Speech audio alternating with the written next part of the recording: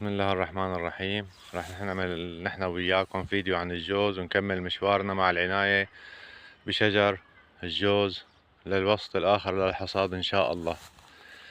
الفيديو الماضي عملت لكم فيديو إنه ممنوع ترش وقت بيكون الزهر، وقت بتكون الفتايل طبعا كلها هرت صارت بالأرض والجوز تلقح. شلون بدنا نعرف إنه الجوز تلقح؟ شايفين هاي أرجيتكم إياها قبل هلأ، هاي الزهرة اللي براس الثمرة صارت بنية، شايفينها صارت بنية. بس تصير بنية وتاخد هذا اللون معناتها الثمرة جاهزة للرش.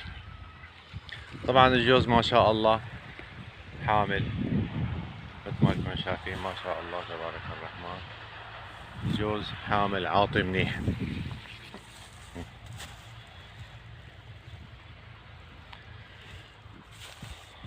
كبرت الثمرة، شايفين الثمرة كبرت صارت قد الحمصة او اكبر شوي، يعني الثمرة جاهزة للرش.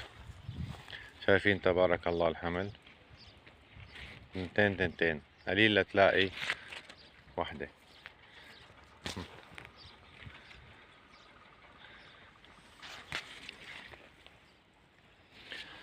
ورق نضيف. هلا بنحكي نحن وياكم ان شاء الله وبنكمل ان شاء الله. هلا اول شي رح نحكي عن الرش. الجوز الثمرة صارت جاهزة، كبرت، الزهرة عقدت، الفتايل هرت، معناتها الثمرة جاهزة، الشجر جاهز للرش. شو منرش نحن هلا بهذا الوقت؟ شو منرش؟ هذه الرشة الأساس، هي الرشة الأساس بتغسل الشجرة غسل مضاد حشري ومضاد فطري، أو مضاد حشري وكبريت. فيك هيك ترش، فيك هيك ترش مضاد حشري أو مضاد فطري، مضاد حشري أو كبريت مع بعضهم. هلا في ناس بتسألني العالم إنه قديش النسبة وقديش كذا. كل علاج له عيار، كل علاج له عيار.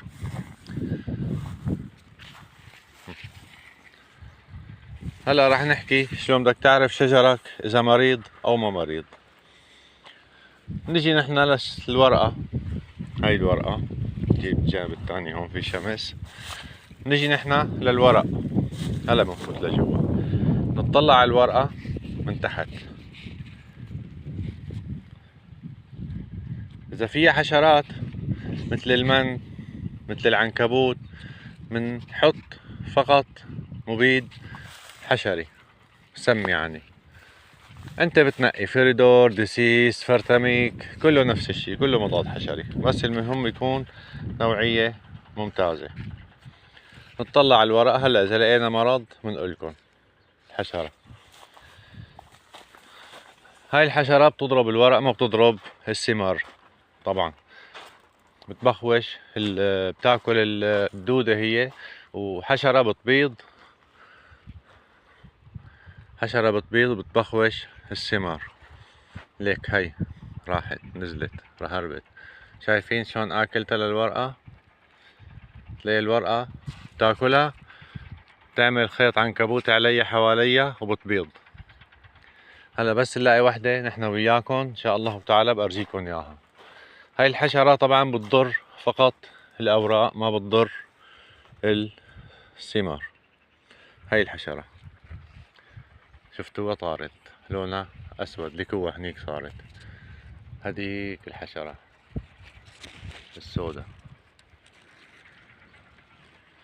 شايفينها، هاي هي الحشرة السوداء. طبعا هلا عم تحضر حالها، شوفوا ها طارت. هاي مثل البرغشة السوداء. الجو مناسب، هون واضحة أكتر. هاي هي الحشرة اللي بتاكل الأوراق. في ناس بيقولوا لها برغوث الورق، في ناس بيقولوا لها حشرة الورق.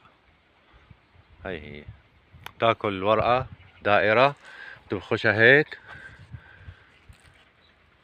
بعدين مطرح ما بتاكل هلا شوف هون في اصابات، شايفين في اصابات. تاكل ورقة بعدين بتعمل خيط عنكبوتي وبتبيض بقلبه، بتبلش تنتشر مثل هيك. لازم هلأ مباشرة ترش، هذا انسب وقت. هاي المعلومة الثانية نعرف شلون انه الثمر الورق مريض. هلا بدنا نعرف انه الثمر في مرض ولا ما في مرض. الثمر طوال ما هيك اخضر معناتها الثمر اول شي ببلش فيه الفطر، الدودة ما بتجي ليبلش القلب، ليبلش يتجن القلب تبع الثمرة. بنطلع نحن على الثمرة اذا فيها طبعة بنية عاطية على بني شوي او جوزي، يعني اللون جوزي، معناتها هذا فطر. اذا خضرة هيك معناتها سليم 100%. هاي بالنسبة للثمرة. الثمرة هلا ما بتنبخش، الثمرة هلا ما بتنبخش وبتعرف الدودة ليك. وهي هي شلون عملت عنكبوتة هون، شايفين حوالي الثمرة عملت العنكبوت. هون بتبيض هون بتبيض وبتتكاثر وبتطلع هاي البرغشة، بدها رش. مثل ما قلت لكم نرجع بنعيد الثمرة ما بتنبخش هلا، يعني الدودة تبع الثمرة ما بتقرب عليها هلا ليبلش